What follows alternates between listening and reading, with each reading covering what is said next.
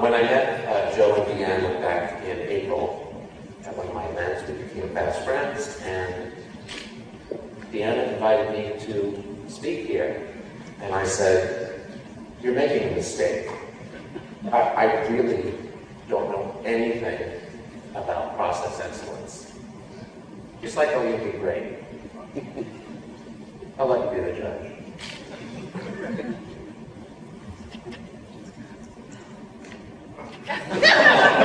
Sound?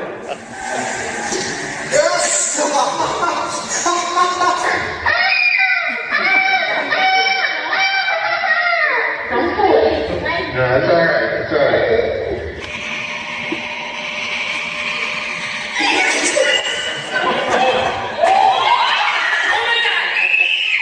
Oh my God!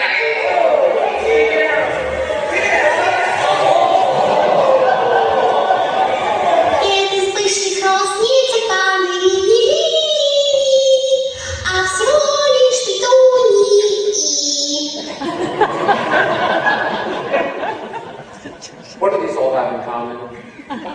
They're funny. They're funny, but they're all failures.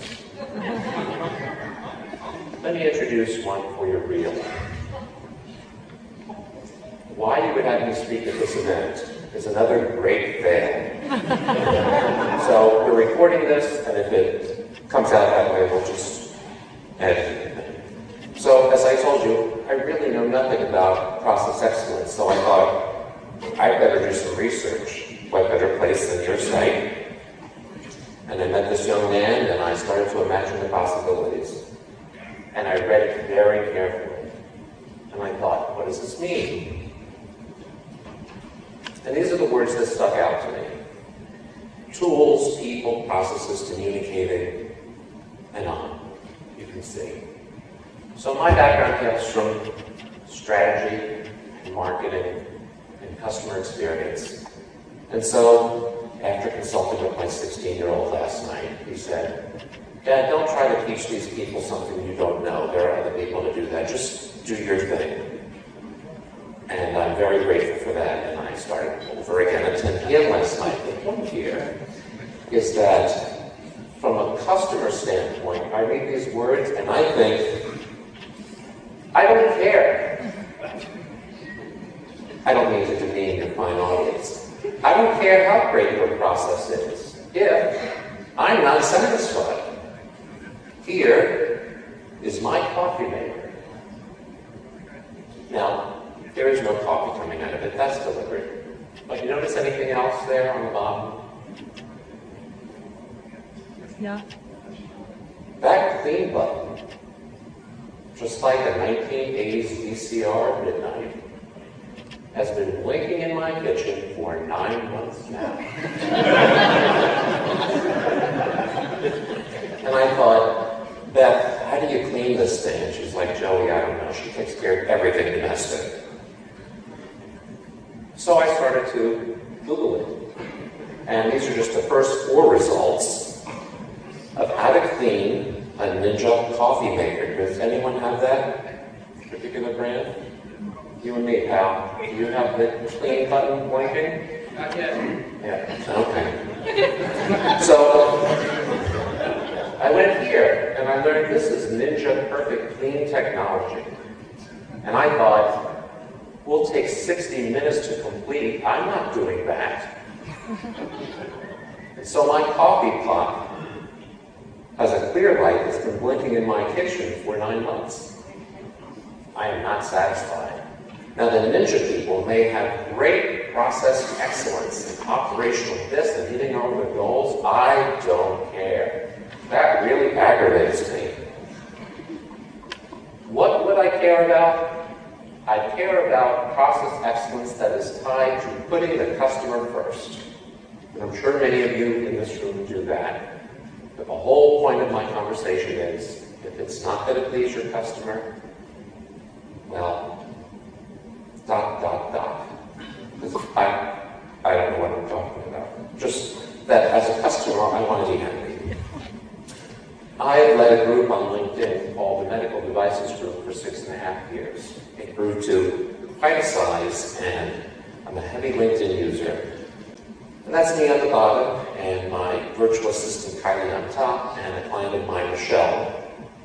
And we were doing a screen share, and I was recording. And that's a crazy. Now, for even more clicks, this is just so fundamental to having some perceived business objective at odds with the customer experience. They used to tell me, up until like last week, what Samantha Bailey was writing me about. At least the first 5 sentences, and I could click to reply. Now, if I ever want to find out what the hell she said, I have to get into page view. That's not helping me any. It may be making some analyst somewhere happy, but I'm not happy. I'm happy a lot of the time, just not for those 2 examples. And you know, so my advice to you in the room, don't be that guy. Everyone's looking in one way, and you're looking in the other way, and if that other way isn't towards your customer, I'd say you're doing it wrong, but with the caveat of, I don't know why I'm here. Show of hands, how many of you know who this man is? One. Wow. I thought this guy was like internationally famous. His name is Seth Godin, and he has written 20 plus books on marketing and permission marketing and customer experience and what it means to break through and the like. And a quick anecdote, if it weren't for his 1998 book, Permission Marketing, I might be in a different career. I was able to read his book, memorize the good parts, and regurgitate it in an interview, and then I got a job because I was so smart. It was him. So he gave this presentation that was worth your attention. I have 2 seconds to share with you. 1, fix a hole. Something's not working right. The power went out, the item broke, somebody can't get to where they want to go. Number 2, build a competitive advantage, as we saw in the Zappos example. Zappos pays its call center operators to stay on the phone longer than anybody else, because that's a good reason to buy from them instead of a competitor. And the third one is to actually transform the experience of what it is to buy the thing. So as you think about your operations and your companies, and you think about design and development and customer experience, how many of you would say that typically your work is around fixing holes? Okay, Sean, you in the back. No one can see who you were except me. How many of you would say that you're consistently trying to build a competitive advantage to your competition? And the rest of you are either asleep or you're all transforming the experience of your industry. Who's transforming the experience? Man, this is going as bad as I thought. I told you this was a mistake. Seth says, we have a design problem, and I know my coffee maker does. We have a design problem. And the design problem is the clock in my car doesn't know about daylight savings. It's 2017. Why is it my job to figure out how to change the clock in my car? And the reason is simple. Because there are people who don't do what you do for a living, who make shortcuts in their work, and then offload the problem to you. And we've got to figure out how to get to the stuff doing it. That there's all this stuff that people are putting into the work that is poorly written, poorly designed, poorly organized. Somebody hasn't thought through the repercussions of how they labeled it, how they handled it, and we are the ones who are left holding the bag, trying to support them. And so this feedback loop isn't in place. This was a presentation to an organization about call centers and manner customer service and the like. And his whole point is mine, I'll borrow his, giving him credit, of course. Without that feedback loop, without hearing what your customer service folks are hearing as the real complaints, there's a disconnect. And, oftentimes I found one graphic I was going to include, and Zachary said it was terrible, so I took it out. I really didn't know what it meant, most of it. But basically it said, start with design inputs and talk to people, and then build and iterate and such. And I thought, that's probably true, but I know that when I worked as Director of Marketing Communications for a publicly traded medical device company 10 years ago, I don't remember how many times the engineering team sat in the same room with the customer service team. Frankly, as the Director of Marketing Communications, I can count how many times I sat in the same room with the customer service team. Even though I wanted to, there was a silent there. Like, what's Joe doing here? I get that a lot. So what Seth concludes is that if your product needs no service, that is good design. And if it does need service, and you handled it, and I didn't even know about it, you just uploaded a patch or whatever, that's artificial intelligence in the background. Or, take care of it and say, just so you know, we had a short outage last night, it lasted 15 minutes, we diagnosed it, you're all set, you have no action. Good. But, if I have to call you and say, what the hell, man, you have failed. And if you then put me on hold so that I can wait for the opportunity to tell you, what the hell, man? You have super failed. Pressure to give a title for this rambling talk, I settled on excellence is whatever the customer says it is. Does everyone agree? Yeah. Applaud for me if you do.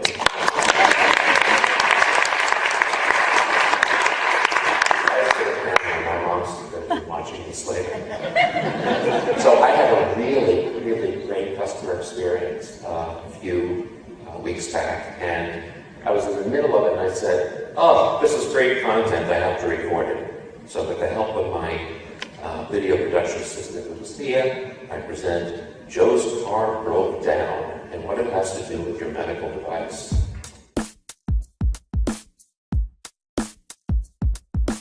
Okay, so my Lucas left my car light on all night, and now I think I have a dead battery. I began this process, and it was so positive that I stopped so I could record it for you. What is the implication for your business? Please press 1 now. I have detected that you're calling from 9174. Is this a good number to call you back in case we get disconnected? Yes. Thanks. If you need to call us back later, this number will be used as your reference number. That's convenient. My phone number, I remember that. I see you are calling from a mobile phone. Let's use it to find your exact location and submit your roadside request.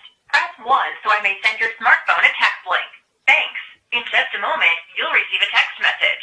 Don't hang up. I'm going to walk you through the process to submit a roadside request. That's Go to your Beth. text I'm not messages answering now. it. Oh, I thought I wasn't ending. I'm on the phone right now. Thank you. Oh, fuck. And now we will start again. Tap the link in the message received. To begin, select Start Roadside Request at the bottom of the page. Move the map to adjust the pin He's to mark asking your if it can see my location. location. I say okay. He said that was step 1 of Choose the 7. location type. I'm in my home garage. Choose the problem type. Here are my choices. I have a dead battery. Car to save Lucas. I'm towing to Firestone. What is their address, you wonder? I will have to look it up. That's where I'm going. Continue. You're almost finished. I'm almost Please finished. provide- This was such a great process that I was compelled to video record it for my subscribers, period.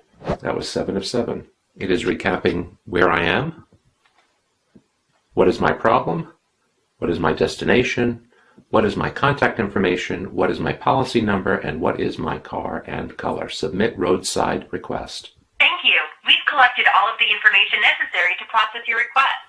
That was such a positive customer service experience. I don't think I had it with any previous provider. And my challenge for you today is, what happens when your medical device breaks down?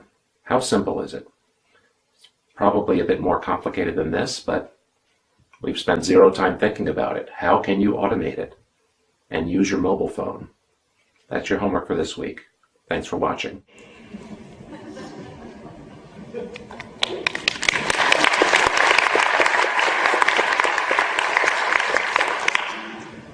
The addendum is, Lucas says it wasn't him who left the door open, that it was me, and we haven't spoken in 6 weeks.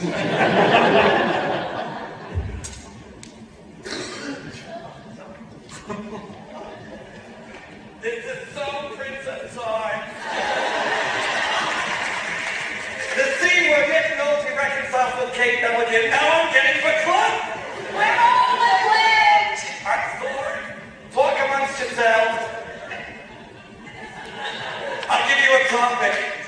Do you include the customer in your operational excellence talks? Discuss.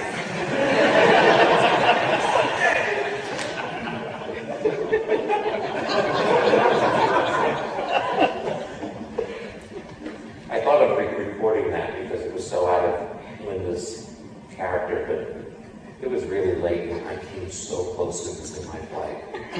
Really, really close. Still, the question is, how do you include the customer in your pursuit of operational and process excellence?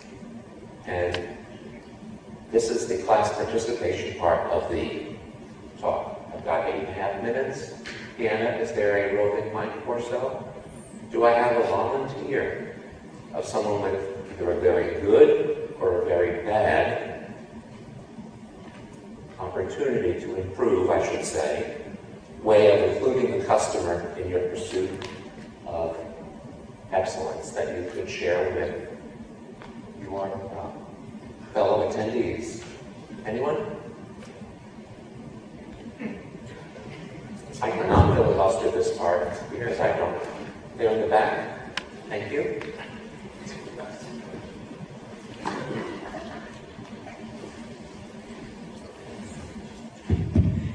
I didn't get to ask a question in the first session, so I'm going to ask my question. No, I'm just kidding. Talk to the customer. Just talk to them. Is that what you do? Yes. And what role do you serve in the company? Where do you work? Give us a little background. I work for Javelin Technologies, and we're a partner with IPX, and with Eris, and with SolidWorks. So you feel as though you won't have the blinking clean light issue at your place. It's pretty seamless. They get involved, and it's a continuous loop. We still have that flashing light, but we try to avoid that at all possible costs. Fair enough. And Michael, I think you had a question as well. This gentleman up 2 tables for some feedback. Yeah, you raised your hand before. Now you're kind of worried. Everyone's looking at you. So maybe Yes, thank you. the first thing you need to do is ask about the needs of the customer and to see how you can use them. Does your company do that effectively, in your opinion? Could be improved, actually. How many of you in the room feel it could be improved? Yeah, I really think so. So I have my own story and quick segue. So I'm having an event in 3 weeks. I call it 10X for Engineers. It is for folks who design, develop, manufacture, or commercialize medical devices. And I think if Joe catches up on his sleep, he might be there. I want to extend an offer to your team. It's only 3 weeks away. You guys all have plans. You probably can't make it, but I'll make it interesting. If you can come, I will waive the cost of all workshops. That's worth $700. If you can make it, the code is ConX. The code will do absolutely nothing, by the way. But it will let me know that's how you got it. And if you don't want to do the workshops, then you can use the code Joe Screwed Up in all caps. That's worth $300. And I sent that out today. But I bring that up for a few reasons. One, it's free publicity for me. Second, because I have a new partner, and I have my site, and he has his. and that's regrettable, but it's a thing. And I wanted to see what his registration process was like. And on the assumption he's not going to watch this video, they never sent me a code. I was like, so I could do this? So I just said, oh hell, I'll register for it. And I got to the end, and they told me that they could resend my confirmation. I never got a confirmation. That was a bad experience. And then on the bottom, it said, click here and I'll add it to your Outlook. So I clicked there, and it told me, yeah, we'll set you up for that 5 a.m. meeting. That wasn't so great. So I'm not immune from the systemic problem that we have about making sure the customer experience is ideal. We'll conclude with your vote. If this presentation sucked as bad as I think it did, you can vote for the devil guy. And if you thought I actually did better than I thought I did, you can vote for the angel guy. And there is a video behind each. And you will decide which video we will see. So, for Joe, you did pretty well. Go ahead and clap.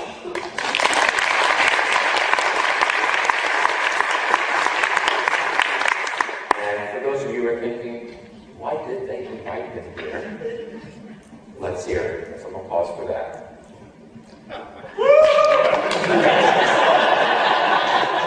I'm going to take that as...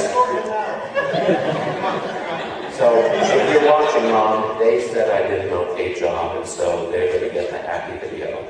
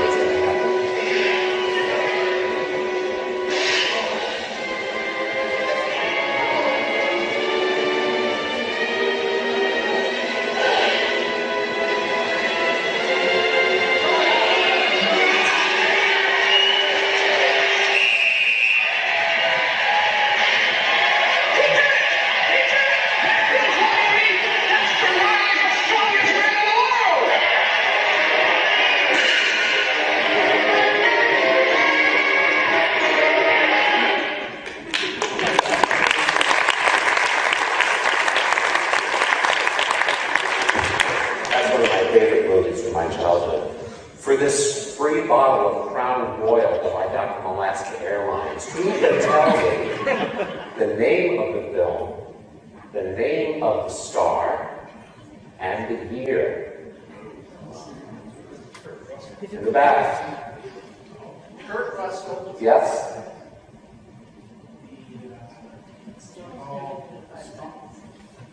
Yeah, I was going to say something. You're mumbling, man. I'm not kidding. Anyone else? You were so close. All right. 66. Way off. Do we have another guess? Yes? Kurt Russell, 78. 1976, the strongest man in the world, and you may all watch me enjoy my whiskey. Thank you.